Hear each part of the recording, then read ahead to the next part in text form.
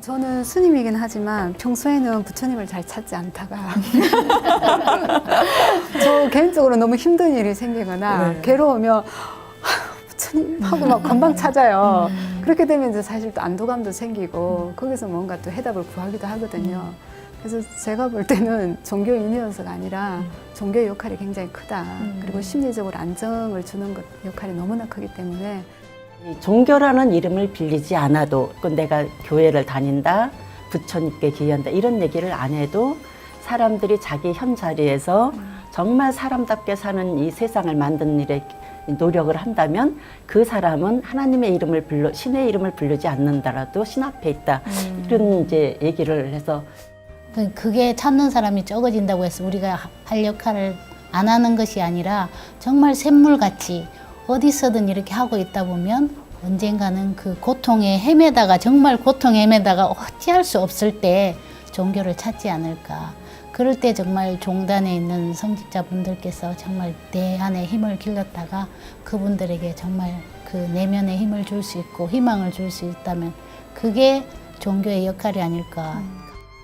왜 내가 혈기가 왕성할수록 젊을수록 할 일이 많을수록 종교하고는 멀어졌다가 이제 뭐 직장에서 뭐 일손을 놓거나 나이가 들거나 내 힘이 빠져나갈 때 찾게 되는 건 결국 종교가 아닐까 그런 생각들이 듭니다.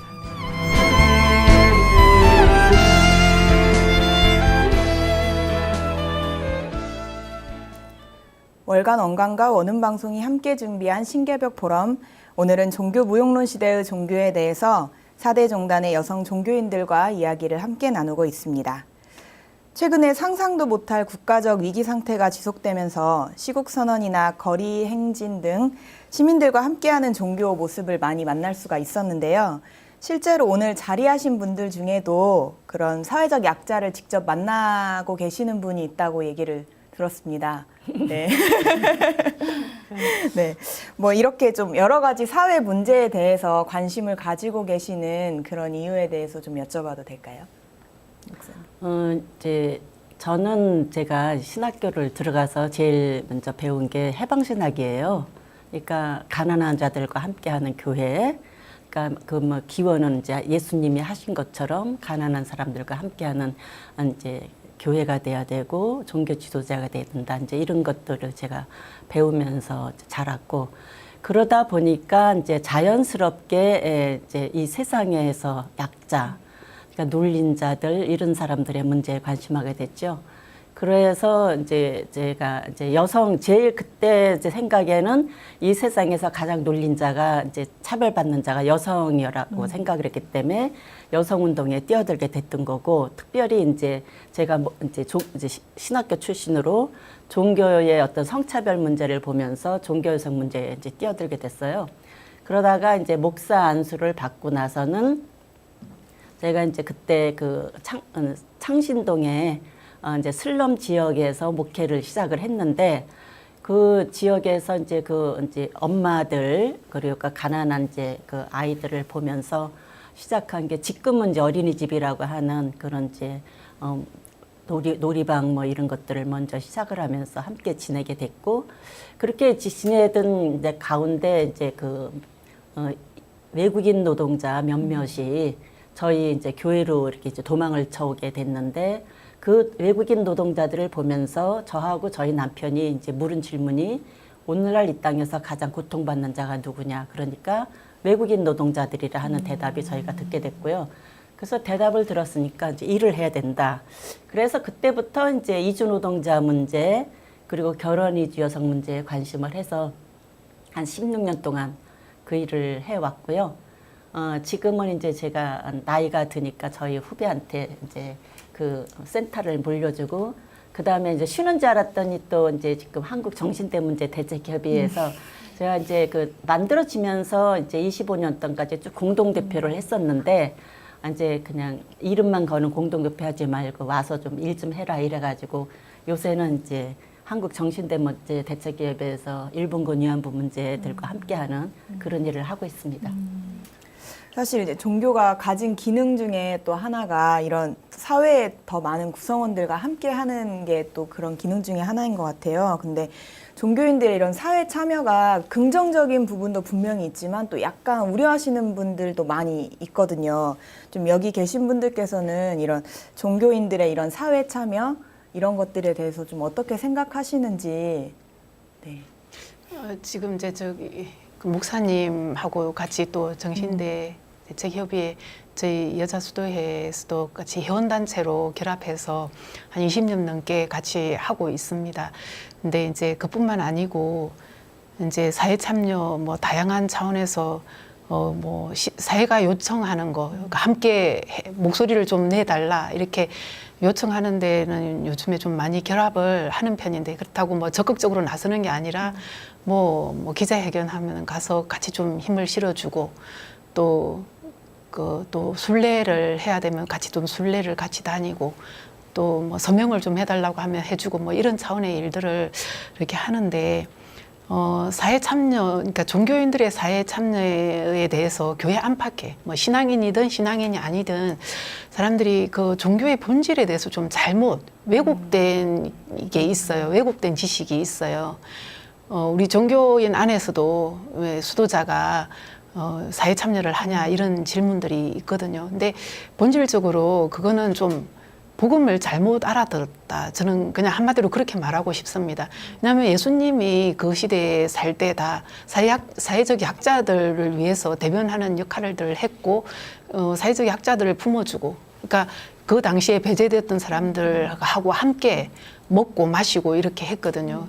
그들을 위해서 이제 그렇게 일을 하다가 이제 어떤 그 기득권 세력들에 의해서 이제 이게 십자가형을 받고 그렇게 가셨는데 그게 역사적인 그런 사건으로 우리 2000년 전에 있었던 거잖아요. 근데 그런 삶은 좀 그 그리스도교 신앙을 가지고 있으면서 좀 그 영역은 좀 배제되고 왜곡되어 있고 아까 우리가 나누었던 어떤 영적인 측면, 어때 사람들한테 위로를 줘야 되고 그런 쪽에 너무 포커스가 맞춰져 있다가 보니까 지금 우리가 참여하는 거에 대해서 부정적인 시각을 이렇게 가지고 있는 부분이 저는 상당히 많이 있다고 보여집니다. 그런데 막상 이제 그 당사자들은 뭐 사회적 약자라고 이제 누구든 사회적 약자가 될 수 있는 거예요. 그리고 또 우리 수도자도 약자가 될 수도 있거든요. 그런 제도 안에서 불이익을 받고 배제되고 이러면 언제든지 약자가 될 수 있는 가능성을 다 가지고 있는데 그런 것에 같이 이렇게 같은 마음으로 하는 거죠. 내가 뭐 어떤 약자가 아닌 사람인데 약자 편에 대해서 이렇게 뭐 해준다 이런 저는 그렇게 접근을 하지 않고 나도 약자, 사회적 약자의 한 사람이다. 그들과 함께한다. 그리고 그런 약자의 고통이 내 고통이 될 수도 있고 또 지금 상당히 많은 부분이 구조적인 문제들이 많이 있지 않습니까? 근데 이렇게 참여하는 거는 또 내 권리를 찾기 위한 일도 될 수 있다는 거예요. 만약에 어떤 정책들이 실현이 될 때 그 약자들에게 불이익이 나는 그런 어떤 정책들이 실현된다면 나도 고스란히 우리도 다 받을 수 있는 거거든요. 그러니까 꼭 누구를 위해서 하는 것이 아니고 나와 같은 처지에 놓인 그런 약자들과 함께 좀 더 우리가 인간답게 살 수 있는 세상을 만들어 나가기 위해서 이제 사회 참여를 한다. 저는 이제 그런 입장으로 있습니다. 스님께서도 이제 사회적 약자 뭐 또는 사회 참여 얘기하면 저의 이야기부터 하고 싶어요. 처음에 제가 20대 초반에 출가한다고 할 때 출가한 목적이 딱 3가지가 있었거든요. 하나가 8만 대장경을 전산화해서 모든 사람들이 다 봤으면 좋겠다. 2번째가 사회복지 사업을 하고 싶다. 3번째가 힘이 남으면 그때 성불 하겠다. 이랬어요. 그랬더니 너 같은 사람은 내 제자가 될 수 없어. 이러면서 제가 거절 한번 당했어요. 그래서 이제 우여곡절 끝에 이제 출가해서 아 정말 사회 참여다라고 한 건 저는 세월호 사건 이후예요. 그러니까 그 이전에는 제 일이 너무 급급했어요. 그 일이라고 하는 게 이제 학위를 받는 일, 상담자로서 전문가가 되는 일에 그게 너무 중요하고 그게 우선이 되다 보니까 다른 사람을 이렇게 돕는다, 이런 봉사한다 이런 것도 형식적으로 많이 했던 것 같아요. 근데 이제 팽목항에 가서 2박 3일 동안 자원봉사를 하면서 그 사람들의 고통을 고스란히 제가 그때 이제 경험하게 되었고 이후에 이제 노동운동에 관심을 갖게 됐어요. 그래서 가장 낮은 자리에서 가장 고통받는 사람들과 함께 하고 싶다. 그때 이제 그런 원력이 이제 새롭게 좀 싹트기 시작했고요. 그게 인연이 되어서 저는 이제 성소수자들 중에 불자들과 한 달에 한 번씩 정기적인 모임을 갖고 법회를 보고 있거든요. 근데 그 사람들을 만나기 전에는 내 가까이에 성소수자가 그렇게 많다는 걸 몰랐어요. 그리고 나서 그 세상을 다시 좀 보고 그 사람들하고 같이 호흡하고 법회를 보다 보니까 다른 세상인 거예요.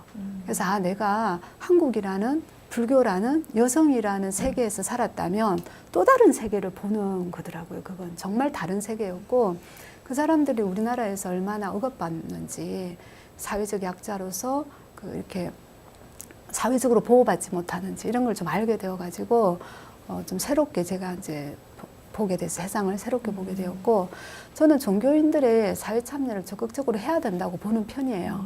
근데 일부 스님들은 그런 거는 사회 또는 국가, 정부에서 하는 일이지 수행자니까 깨달아서 성불 하는 게 네 일이지 뭐 사회 참여가 네 일이냐 이렇게 얘기하시는 분들도 저는 만났어요. 근데 어쨌거나 저는 그 사회적인 참여하는 것에 있어서 부처님께서도 그때 2500년 전에 그때 당시에 여성은 그냥 남자의 소유물이었어요. 사고 파는 그런 물건 취급 당할 때 여성을 출가하게 해서 똑같이 부처가 될 수 있다. 그래서 똑같이 출가하게끔 했던 여성 해방 운동의 선구자가 저는 부처님으로 알고 있거든요. 그런 후계자이고 그런 제자인데 어떻게 사회 문제에 아무렇게 무관심할 수가 있냐. 저는 그런 입장이에요. 교무님께서는 이런 종교인의 사회 참여 이런 문제 같이 어떻게 생각하시는지? 저는 세 분들과 같이 적극적으로 무슨 활동을 하거나 사회적인 약자 편에서 활동은 하지 않았어요. 그런데 저는 기본적으로 인간은 평등하다. 약자라는 것은 사실 강자들이 만들어낸 하나의 그거지 인간 자체가 약자일 수는 없잖아요. 그래서 저는 출가하면서부터 남녀 평등, 특히 원불교는 이 남녀 평등 거기에 제가 굉장히 만족해서 출가한 사람 중에 하나고 그리고 이제 사회적 약자라고 하기는 저는 진짜 미물 곤충도 저는 약자라고 생각 안 하거든요. 인간이 필요에 의해서 자기 마음대로 쓸 뿐이지 그래서 약자는 없다. 다만 평등하다. 그래서 저는 캄보디아에 사실 1년간 좀 가봤어요. 쉬면서 거기 봉사활동하러 갔었는데 우리가 생각할 때는 캄보디아가 못 사는 나라고 세계에서 가장 NGO 단체가 많은 그 단체가 들어간 나라 중에 하나예요. 근데 거기 가서 이렇게 사람들한테 물어보면 우리는 좀 약자라고 생각해서 도와주러 가잖아요. 그 사람들은 행복하냐 그러면 하나도 근심 걱정이 없어요. 세계 행복 지수가 5위라고 하더라고요. 캄보디아가.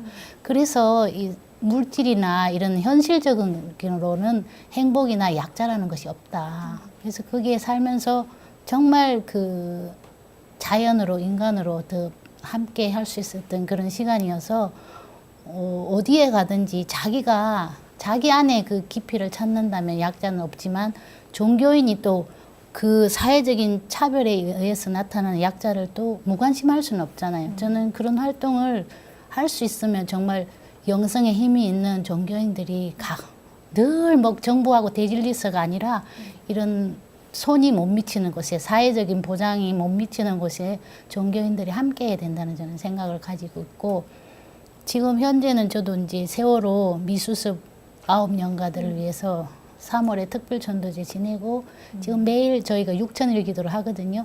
매일 그분들을 이제 호명하면서 제가 염원을 하고 있어요. 그래서 몸으로는 할 수 없지만 마음으로 함께하는 그런 생각으로 종교인들은 늘 그게 밑바탕이 돼야 되지 않을까. 그래서 너무 적극적인 사람은 행동파도 있지만 행동을 못하는 사람들은 그 마음으로 함께하는 그 인권 평등 또 어떻게 보면 진리적으로는 성품이 평등한 거잖아요. 그 자리에서 본다면 약자라기보다 함께하는 그런 마음으로 세상을 그렇게 평등하게 만들어가는 그런 일들을 하면 좋겠고 그렇게 하시는 분들이 정말 대단하다는 생각이 들어집니다. 교우님 말씀을 듣다 보니까 그런 힘들이 보이지 않게 이렇게 힘이 되어가지고 이번에 세월호가 이렇게 올라오게 된 건 아닌가. 맞아요. 그랬는지도 모르겠네요. 그런 느낌이 드네요. 정말 네. 감사한 일이에요. 저는 이제 이렇게 사회 참여 뭐 이런 거 하는데 제가 이제 제 주변에 제가 여성 운동부터 시작했잖아요. 여성 운동 하는 사람들이 여성의 해방 문제만 관심을 가지고 이 사회 이제 불평등 문제나 이런 거에 관심 없는 사람들이 꽤 있어요. 그래서 그 사람들 보고 하는 얘기가 너는 사입이다.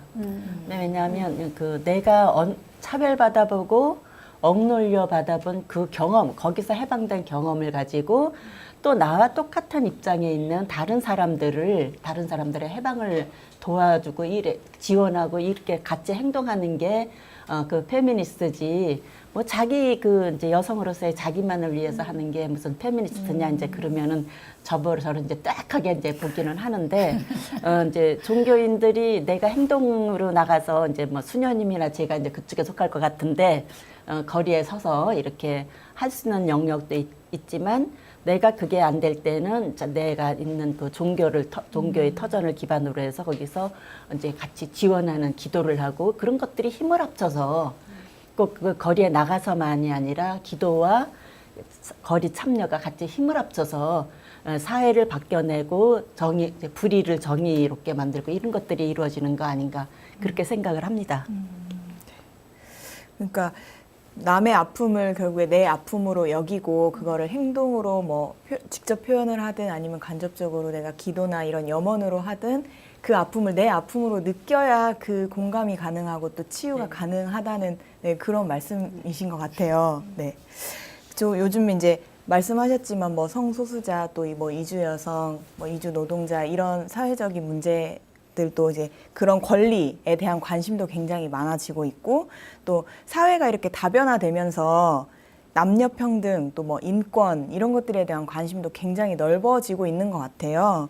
좀 우리가 다 이렇게 평등한 그런 권리를 가진 사람으로서 그런 사회를 만들어 나가기 위해서는 좀 종교인들도 그런 부분에 같이 이제 물론 앞에서도 잠깐 언급하시고 말씀하셨지만 종교인들도 같이 행동을 해줘야 될 것 같다는 생각이 들거든요. 종교인들이 조금 좀 더 평등한 사회를 위해서 어떤 노력해야 될지 말씀 조금씩 해주실까요?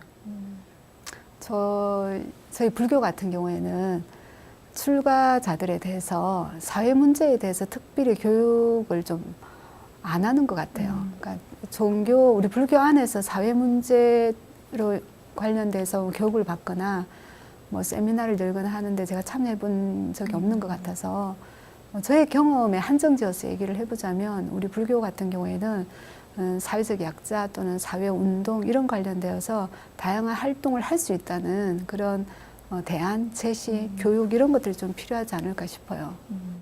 실천 불교의 스님들은 열심히 나오시던데. 맞아요. 교육도 같이 이루어져야 된다 이런 그러니까 말씀이신 거죠? 제가 그 말씀드렸던 그 대상은 누구냐면 이제 갓 스님이 되어서 스님 교육을 받고 있는 새내기 스님들이에요. 보통 이제 4년 동안 저희가 승가대학을 다니는데 그 승가대학 안에서 사회 문제, 사회 참여, 사회적 약자 이런 것에 대한 교육을 제가 받을 때는 없었어요. 근데 지금은 어떤지 사정이 어떻게 달라졌는지 잘 모르겠는데 우리 불교가 다른 이웃 종교들에 비해서 사회적인 문제에 적극적으로 나서는 데는 항상 이렇게 좀 뒤처지는 느낌이 저는 들거든요. 이런 것을 좀 극복하기 위해서는 먼저 우리들이 교육을 좀 받아야 된다. 그런 생각을 늘 하고 있어요.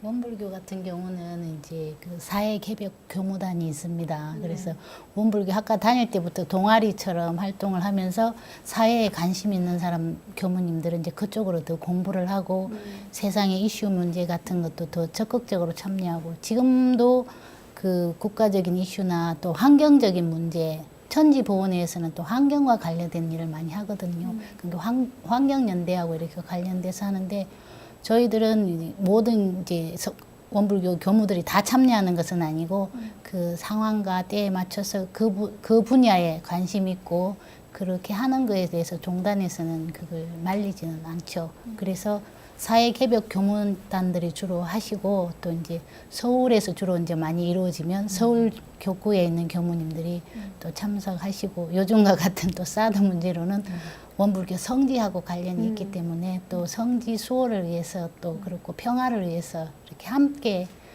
되도록이면 적극 함께 할 수 있도록 하는데 저는 워낙 멀리 살다 보니까 그런 원불교 교무님들 쫙 저기 옷 입으시고 이렇게 하는데 멋있더라고요. 네. 저도 어쩌다 한 번은 참석하는데 그게 적극적으로 할 수 없는 그런 이제 환경이다 보니까 근데 저는 마음으로는 진짜 세상을 선도해 가는데 종교인도 앞서야 된다는 그런 생각은 있습니다.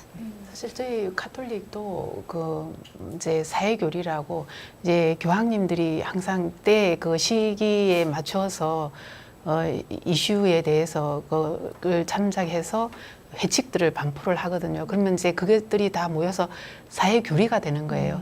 그러니까 종교에 입문할 때 보통 우리는 이제 교리 그 입문하기 위해서 이제 그 신구약 합본 성경을 중심으로 해서 나오는 어떤 이제 종교 생활에 관한 그런 교리들을 이제 예비 신자들한테 하는데 그게는 사회 참여가 조금 약하거든요. 사회 참여 부분이.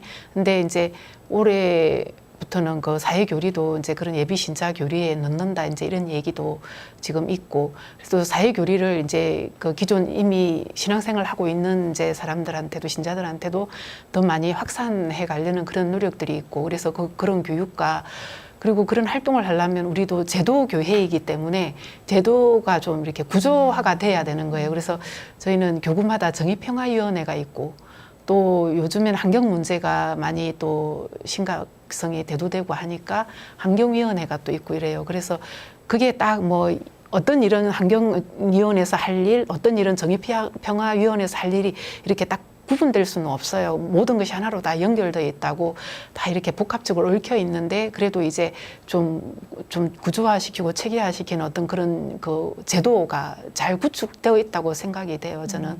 근데 이제 다만 거기에서 그 내용을 채워내는데 그래서 이루어지는 사회 참여를 우리가 사회 복음화라고 이제 이렇게 명명을 하는데 그렇게 하는 부분들이 이제 신자 수에 비해서 이제 그렇게 활동하는 사람들이 소수인 거죠. 그래서 앞으로는 좀 이렇게 교황님의 가르침을 좀 더 우리가 더 새겨듣고 또 더 실천을 한다면, 그리고 또 복음을 아까 우리가 나누었던 그런 차원에서 좀 더 실천한다면 이제 좀 보다 더 많은 신자들 의식이 좀 확산되는 게 좀 더 필요하다는 그런 생각이 듭니다. 예. 저희 같은 경우에는 저희 이제 신학교에서 기본적으로 이제 뭐 해방 신학이라든지 민중 신학 이렇게 해서 이제 사회 참여하는 이런 것들을 기본적으로 그게 이제 신학과 이제 뭐 선교 이런 거 아울러서 이제 가르치는데, 그리고 저희 교단 같은 경우는 이제 한국기독교장로 제가 속한 교단은 이제 여러 개 교단에서 굉장히 교세가 작습니다. 작은데도 이제 뭐 그 사회 참여 그러면은 제일 먼저 성명서 나가고 이제 이렇게 행동으로 나가고 이제 이렇게 하는데, 문제는 이제 일선에 가면은 지방이나 이런 데로 교회를 가면 그 교인들이 이미 그 세속화됐다 그럴까, 이제 물질적이고 이러는데 이제 물이 들어서 교단 정책이나 이런 그런 거에 이렇게 따라오질 않는 거죠. 그래서 그 원래 신학교에서 배운 대로 하려고 하고 그러는 목회자를 이제 배척하든지 이제 이런 거 돼 갖고 요새 이제 우리 그 이제 고민 중에 하나로 있는데, 어쨌든 이제 하여튼 그 기독교의 기본은 천주교나 개신교나 이제 그 하나님이 원하시는 세계, 하나님 나라를 이 땅에 이루는 게 이제 그 기독교의 목적이고 이제 이러기 때문에 사회 참여를 할 수밖에 없는 거죠. 그래서 이제 그게 일반 신도들의 좀 신앙이 됐으면 좋겠습니다. 그 교회가 사회 참여를 이렇게 적극적으로 하는 거 보면 저희 입장은 너무 부럽고 우리 근데 큰 교회들은 안 합니다. 반대해서 그렇지. 요새 뭐 세월호 반대 집회 나가면 다 대형 교회 나가 있잖아요. 그래서 전 엄청 창피해요. 네. 말씀하신 내용들이 이제 공부와 학습 부분도 같이 되면서 또 참여, 뭐 경험해보는 거가 같이 병진돼야 된다 이런 말씀이신 것 같아요. 지금 이제 오늘 이렇게 여성 종교인 네 분을 또 특별히 모셨으니까 이제 좀 여성 종교인 이야기를 또 좀 해보려고 하는데요. 이제 세계적으로 정치, 경제, 뭐 문화 이런 다방면에서 여성의 활동이 굉장히 두드러지고 있습니다. 뭐 여성 종교인의 활동이 좀 어떻다고 생각하시나요, 요즘에? 다른 방면도 있지만 또 이제 우린 종교계 이야기를 또 조금 해보자면 제가 그냥 제 눈에 비춰지는 거는 여성이 그러니까 어느 시점기에 참 모호한데 이제 우리가 보면 사실 여성이 그러니까 신자 비율로 따지면 사실 제가 뭐 어떻게 통계상으로 어떻게 되는지 지금 아직 내가 인지한 게 없어서 그랬는데 일단은 제 눈에 비춰진 거는 절에 가도 절에 지나가다가 이제 절에서 그 김장하는 모습을 봤거든요. 근데 거기 이제 스님 두 분 계시고 몸빼를 입은 그 이제 불자 아마 신도분들이죠. 한 헤아릴 수 없는 한 몇십 명이 거기서 김장을 담그고 계시더라고요. 그걸 보면서 우리 천주교랑 너무 똑같다. 사실 그 교회를 지탱하고 있는 거는 과거나 지금이나 여성들에 의해서 지탱되어 왔다는 생각이 들어요. 그리고 봉사도. 그리고 지금 우리 가톨릭 안에서도 뭐 성모회, 자모회, 뭐 레지오 마리에도 뭐 거의 활동 봉사하는 분들은 그 여신도분들이거든요. 그래서 그 역할이 뭐 축소됐다, 뭐 늘어났다 이런 거는 조금 참 하기가 애매한 부분인데 다만 이제 우리 천주교 입장에서 보면 좀 고령화되고 있어요. 그만큼 젊은 분들이 그 봉사 활동들을 많이 이제 안 한다는 거죠. 그거는 이제 사회 문제, 그러니까 뭐랄까 맞벌이하고 생활하고 직결되는 그런 여러 가지 문제들 때문에 그러니까 아까 종교 의식이 약화되고 종교를 또 뭐 이제 쉬고 있고 이런 것들도 다 복합적이겠지만 일단 다니고 있는 사람들도 왜 교회에서 활동을 안 하냐 이러면은 돈을 맞벌이 한다는 그 비율이 굉장히 많거든요. 그래서 상당히 좀 고령화돼가 있는데 아직까지는 그래도 여성들의 역할들이 좀 활약을 하고 있고 앞으로 한 뭐 10년, 20년 이렇게 되면 과연 그렇게 활동할 수 있는 여성들이 있을까 하는 거기에 대해서는 조금 저도 조금 그렇게 낙관할 수만은 없는 그런 입장이고 이제 뭐 역시 성소자도 많이 줄었어요. 제가 90년대 초반에 입회를 했는데 그때 20여 명이 입회를 했거든요. 지금은 이제 뭐 2명, 4명. 20년이요? 저희 때는 네. 200명씩 출가했거든요. 아니, 그러니까 우리 수도에만. 그러니까 우리도 아마 이제 한국에 100개 정도 수도회가 있어요. 그러면 200명이 넘을 수도 있어요. 네, 근데 네. 이제 우리 수도회, 우리 입회 동기가 20명이었어요. 그러니까 수도에 다치면 우리도 뭐 몇백 명은 되긴 될 겁니다. 근데 이제 저는 우리 수도회 기준만 이렇게 보면 그런데 보더라도 지금 뭐 거의 뭐 10배 줄어드는 거잖아요.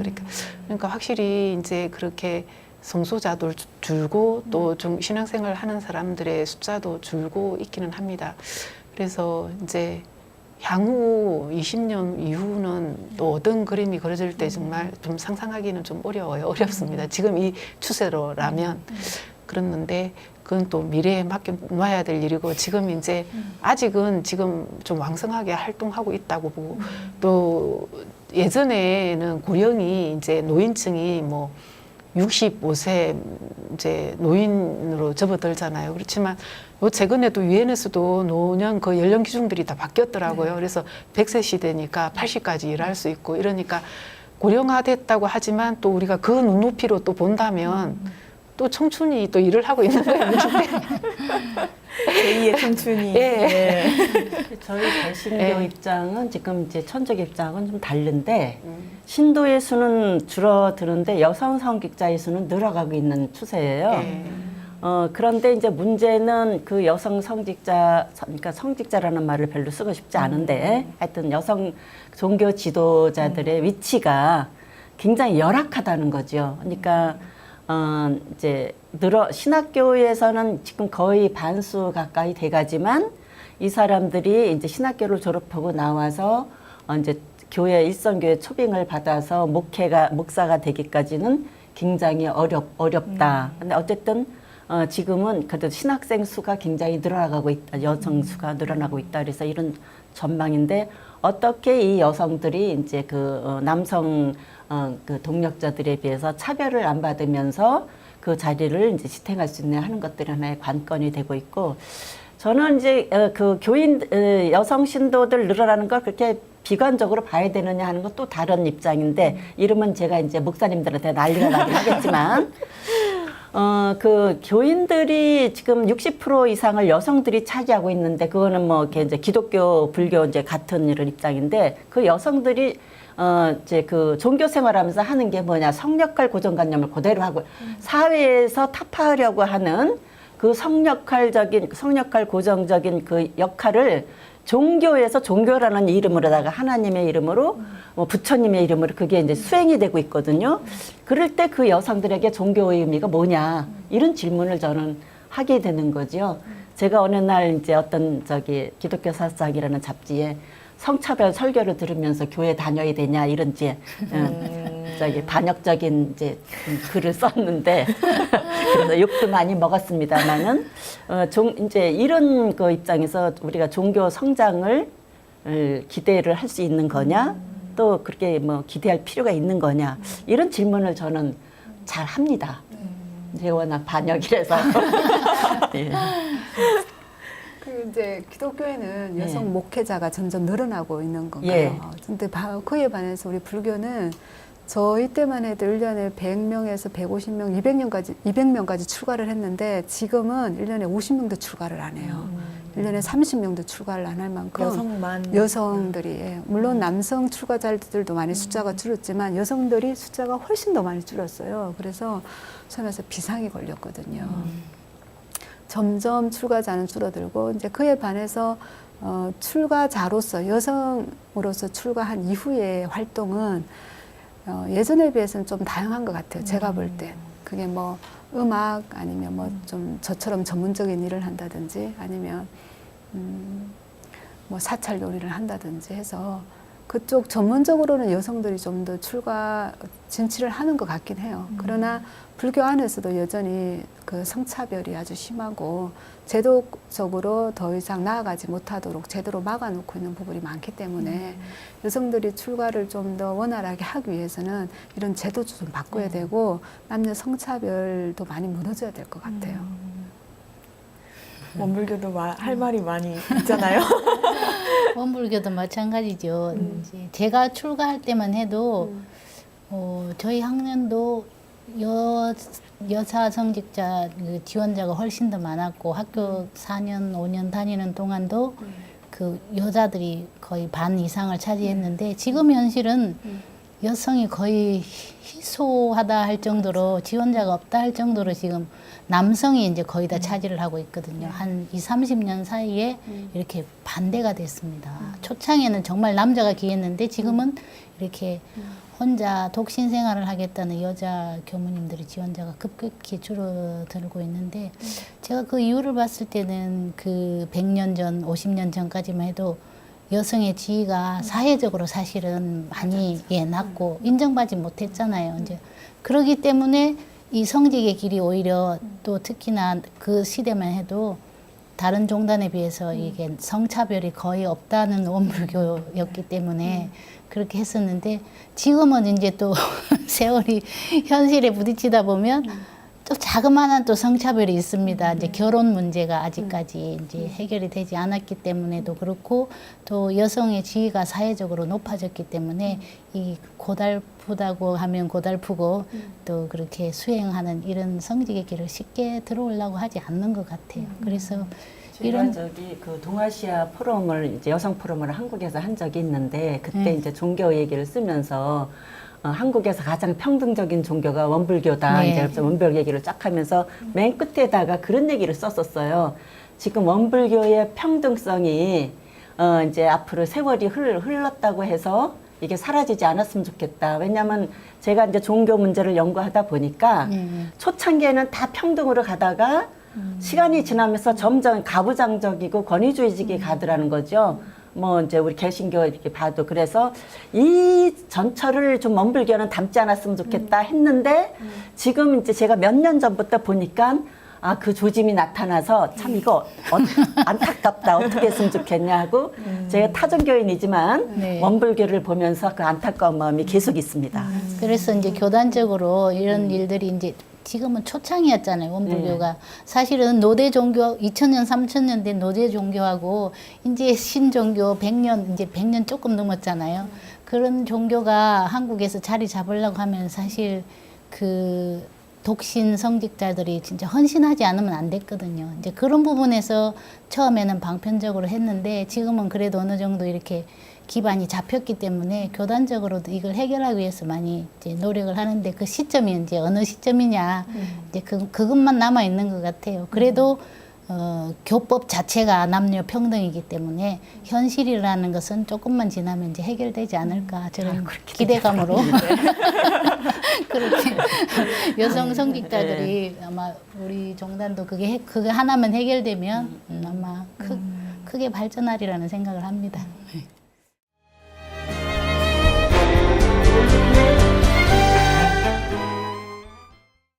사실 종교가 필요 없다고 말하는 시대에 종교의 역할이 더 중요하고 또 종교인들의 역할이 또 더 중요한 것 같아요. 그래서 이런 생각들, 여러 종교가 가지고 있는 각각의 또 특성들 이런 것들을 같이 연대하면서 같이 공유해 나가는 작업들이 제일 중요하겠다 이런 생각이 들고 그런 의미에서 평소에 이렇게 이웃 종교에 대해서 가지고 있었던 좀 칭찬할 점이라든지 뭐 이건 좀 부럽더라 하는 것도 괜찮고 근데 뭐 이런 것들 조금 덕담으로 한번 이렇게 나눠보시면 어떨까요? 너무 많죠. 특히 기독교를 보면서 저는 항상 좀 부러웠던 게 뭐냐면 너무 심플하고 단순해서 좋겠다. 하느님을 믿음으로 인해서 나한테 오는 혜택이 그 축복이 너무 크잖아요. 그러면 그런 심플한 교리에 대해서 늘 부러움이 있고 무엇보다 한국에서 어떤 사회운동에 앞장서고 그런 부분에 대해서 불자 또 스님으로서 참 부러워요. 그리고 또 우리 천주교 같은 경우에는 우리 불교에서는 정말 그 상상도 못하는 그런 영역, 뭐 예를 들자면 HIV 감염인들을 위한 쉼터를 한다든지 아니면 밀양의 송전탑에 가서 적극적으로 뭘 한다든지 뭐 제주도에 그 해군기지 뭐 이럴 때 그 나서서 하는 모습을 화면으로 볼 때마다 늘 좀 부럽고 제가 개인적으로 가지도 못하면서 우리 불교도 저런 거 좀 했으면 좋겠다 뭐 이런 마음이 되게 많고요. 원불교 같은 경우에는 그 전문직을 가지면서 그 전문직을 그대로 사회에 활용할 수 있는 그러면서도 성직자로서 종교인으로서 역할을 하게 하는 그런 부분에 대해서 상당히 좀 부러운 면이 있는 것 같아요. 저도 저기 개신교를 보면 그 개별교회잖아요. 사실 이제 우리는 가톨릭은 좀 제도교회 이렇게 따라가면 그 제도 안에서 그 제약들이 사실 많이 있어서 어떤 면에서는 이런 어떤 그냥 일반적으로 생각할 때 뭐랄까 우리는 복음 삼덕이라는 어떤 것들을 가치를 추구하면서 그걸 우리가 강요된 게 아니고 다 자발적인 선택이지만 그 안에서는 그 안에 따라야 되는 어떤 그러니까 제도가 움직이니까 자율성을 그러니까 우리가 뭐 아까 보기에는 그 뭐 강정도 가고 성정탑도 가고 되게 자유롭다고 했는데 거기 나가기까지 우리가 정말 감당해야 될 것들이 참 많아요. 그러니까 그런 면에서 개신교에는 너무나 자율성이 있는 거예요. 그래서 역동성이 있게 그런데 우리는 뭐랄까 어떤 저같이 이제 이렇게 그 평수녀로 있을 때는 정상이 그 어떤 감면하에서 이제 갈 수 있고 이런 것들이 그냥 여러 사람이 막 500명 이상 모여 사니까 그런 것들을 봐가면서 이런 것들을 감면도 해주고 뭐 이렇게 돼야 되니까 공동체로 산다는 것이 좋은 면도 있지만 또 그럴 때는 또 좀 조금 이제 제약이 따르고 한번 나가기까지 내가 정말 그 뭐랄까 이렇게 무슨 이렇게 진국이 나도록 그 물을 가야 되는 그런 어떤 시간들이 어느 정도 그게 어떤 그 정신적인 영역이든 아니면 이런 공간 차원의 시간이든 어떤 그런 것들이 좀 필요하고 이제 그게 또 기도의 과정이기도 하고요. 그래서 역동성은 사실 개신교에 비해서 좀 떨어지는 그런 부분이 있어서 이제 개신교 좀 부러운 면이 있고, 그다음에 이제 그 불교는 제가 지나다닐 때마다 느끼는 건데, 제가 요즘에 그 수요시 그 매주 수요일마다 그 일본 대사관 앞에 가면서 이 빠른 길로 가기 위해서 그 수녀원에서 버스를 타고 오면 그 조계사를 가로질러 가요. 근데 담이 없잖아요. 그러니까 이게 개방돼 있는 거, 문턱이 없고 이게 펜스가 없어요. 그래서 누구나 뭐 불자든 아니든 뭐 타종교인이든 누구나 그게 들어올 수 있도록 개방돼 있는 이게 전 참 부럽습니다. 부럽고. 네. 그리고 이제 거기 마당에도 이제 조계사의 경우에 마당에도 뭐 직접적으로 많이 이렇게 나오지는 않지만 거기 천막을 해놓고 거기 누구나 들어와서 이제 그 절기도를 할 수 이제 세월호 희생자들 기억하면서 절기도 할 수 있도록 그렇게 해놨더라고요. 그래서 그런 것들이 참 감동을 주더라고요. 그렇게 했고, 사실 원불교는 제가 참 가까이서 만날 기회가 없었어요. 그래서 이번에 여기 이렇게 새롭게 만나게 되면서 아, 원불교 교리가 뭘까 하고 잠깐 이게 컴퓨터를 클릭을 해서 봤는데 아까 잠깐 이야기 나눴지만 그 개벽이라는 그 부분이 그 조금 약간 우리하고 맞닿아 있는, 그러니까 현세적 종교이더라고요. 낙원을 실현한다는 것이 정의평화가 실현되는 거하고 똑같은 이야기거든요. 그래서 아, 참 교리가 맞닿아 있구나. 그리고 이제 역사가 또 짧으니까 얼마나 또 젊은 교회인가요? 그래서 또 그런 게 부럽고 그렇습니다. 예. 네. 저는 이제 네. 그 어떤 종교의 뭐 각 종교를 네. 칭찬하기보다도 예. 종교들이 서로 다른 종교들이 이렇게 연합해서 할 때 그 생기는 시너지 효과, 네. 그 에너지가 굉장히 소중하고 좋았다는 이제 그 제 경험을 들려드리고 싶은데, 제가 이제 그 여신학제 협의회 이제 사무총장 그런 거 할 때도 종교 여성 연대를 꾸려가지고 호주제 폐지 운동도 해보하고, 지리산의 그 지리산 살리기, 생명 살리기라든지 뭐 여러 가지 이제 하다못해 아셈 그 반대 집회까지 이제 같이 하고 했었는데, 그렇게 서로 이제 다르게 배타적으로 이제 종교들이 배타적이잖아요. 이랬던 종교들 여성 종교인들이 모여서 하나의 꼴을 가지고 나가니까 거기에 엄청난 힘이 생기더라는 거죠. 그러면서 서로가 자기 종교들의 성차별적인 모습도 들여다보면서 이웃 종교의 이제 평등성 뭐 이런 것도 살펴가면서 아, 앞으로 종교가 어떻게 나가야 되는가 이런 것들 굉장히 자극을 많이 받았거든요. 그래서 저는 이제 종교 여성들이 각자의 자리에서 하는 것도 중요하지만 때때로 모였으면 합니다. 아, 이렇게요. 네.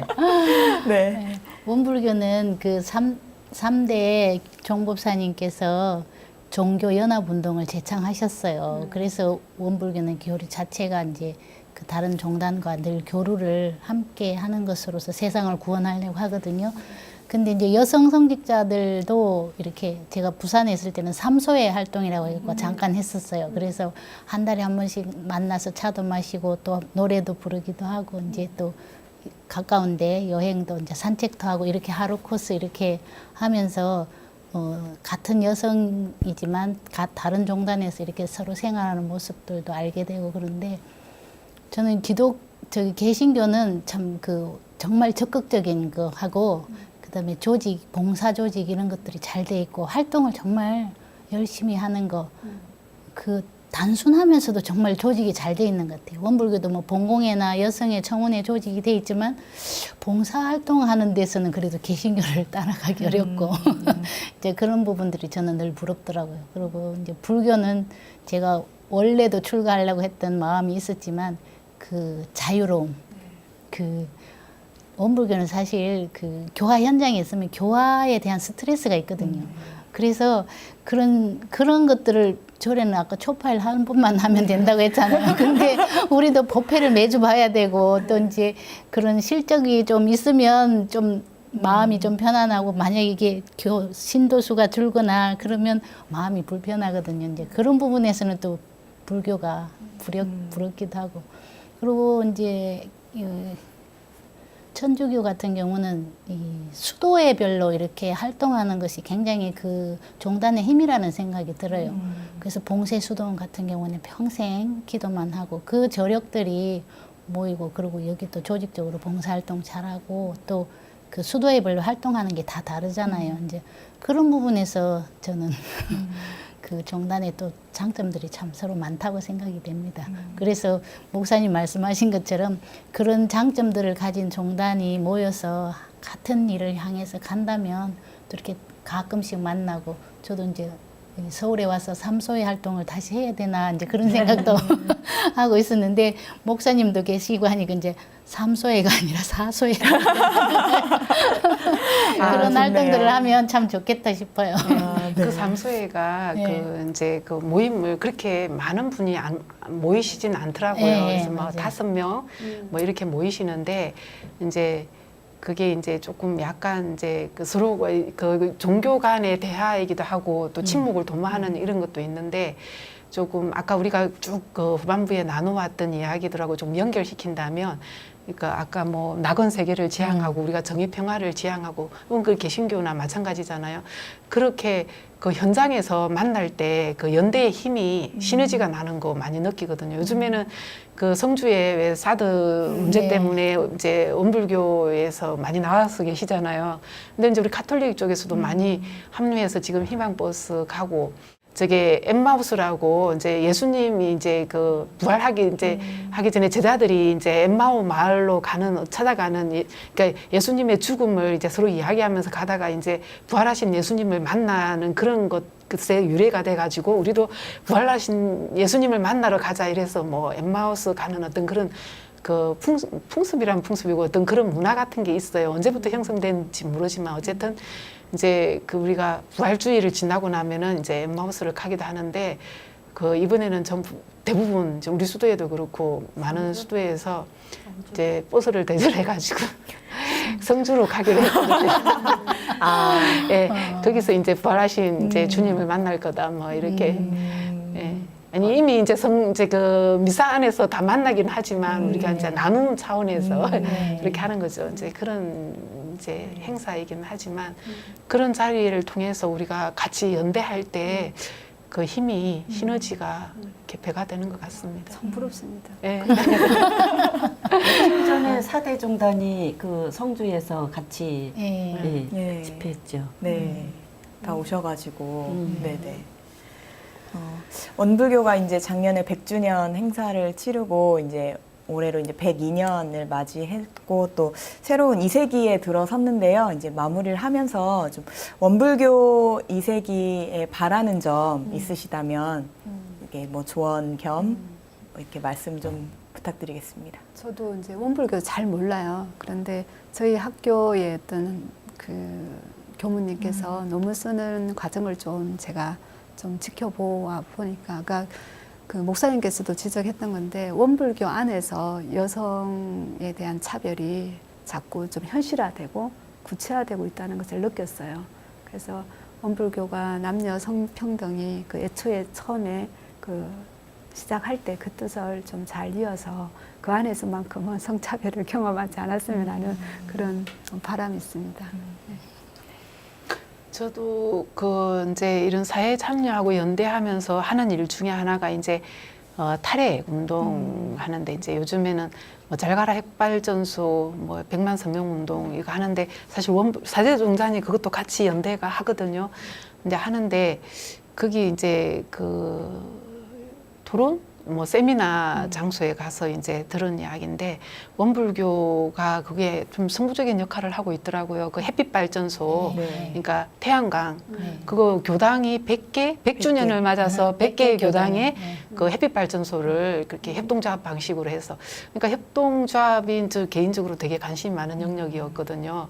근데 그게 자본주의에 대응할 수 있는 대한사회 운동의 하나라고 저는 보고 글을 한번 쓴 적도 있는데, 그걸 접목시켜서 협동조합 방식으로 그 햇빛 발전을 이렇게 하고 있는 게 이제 그렇게 그걸 자꾸 확산시켜 나감으로써 우리가 그 핵발전소를 반대하는 그 근거를 지금 이제 막 마련하고 있는 거잖아요. 그거 앞장서고 있는 모습들 되게 제가 또 그게 감동적이었고, 그걸 또 본받아서 우리 천주교 서울교구에서도 좀 추진을 한다고 하더라고요. 그래서 그런 것들 이게 좋은 역할을 하고 있으니까 그런 것들이 좀 더 확산되는데 또 더 기여해 주시면 좋겠다는 생각이 듭니다. 네. 그 뭐 지금 신개벽 얘기를 하셨는데 초창기에 이제 개벽을 꿈꾸셨고 지금 이제 100년이 되면서 이제 이렇게 또 제도화되고 이러는 과정에서 신개벽을 지금 필요로 하는 시대가 됐잖아요. 그래서 그 초창기에 그 정신으로 돌아가서 지금 뭐 이제 사회 참여 이런 것들 원불교 열심히 하시지만 아까도 제가 말했지만 그 초창기 개벽의 그 소태산 정정이라든지 이런 분들이 꿈꾸셨던 그런 세계가 이제 평등의 세계 또 이제 종교에서의 평등뿐만 아니라 사회에서의 평등 이런 거에 앞장서는 그런 원불교가 되었으면 합니다. 네, 감사합니다. 앞으로 이런 원불교 되겠다. 교우님 대표로. 네, 저도 이제 100년이 지난 우리 교단을 바라보면서 소태산 대종사님께서 처음 창시하셨을 때 그 물질 개벽되니 정신을 개벽하자 그 모토에 맞춰서 우리들이 정신을 개벽하고 원래 그 본질을 다시 찾아서 그 힘을 쌓아가고 그다음에 제도적인 것도 그게 맞춰서 나간다면 희망이 있을 거라는 생각이 들어지고 그 세 분의 말씀을 잘 그해서 저부터라도 이제 그런 게 놓쳐지지 않도록 방향을 잘 잡아서 열심히 해보겠습니다. 그 오늘 신개벽 포럼에서는 이제 종교 없는 세상은 안전한가, 종교 무용론 시대의 종교라는 주제로 이야기를 이렇게 나눠봤는데요. 종교에 대한 무관심이 커지는 것이 또 현실이라고 하지만 또 이렇게 이야기를 나누다 보면 한편으로는 종교의 역할에 대해서 더 큰 희망을 좀 보게 되는 것 같아요. 이렇게 더 많은 종교 또 종교인들이 세상의 다양한 삶과 아까 말씀하신 세상의 여러 가지 고통의 문제 이런 것들에 대해서 관심을 기울이는 활동을 꾸준히 이렇게 하는 것을 통해서 또 사람들이 다시금 종교성을 회복하고 또 종교에 또 같이 힘을 합할 수 있고 하는 좀 그런 계기들이 됐으면 좋겠다 하는 생각을 해보면서요. 이제 여기에서 인사를 드리도록 하겠습니다. 오늘 함께 자리해 주신 한국연 목사님, 최연엽 수녀님, 효록스님, 이진원 교무님 감사합니다. 네, 감사합니다. 감사합니다.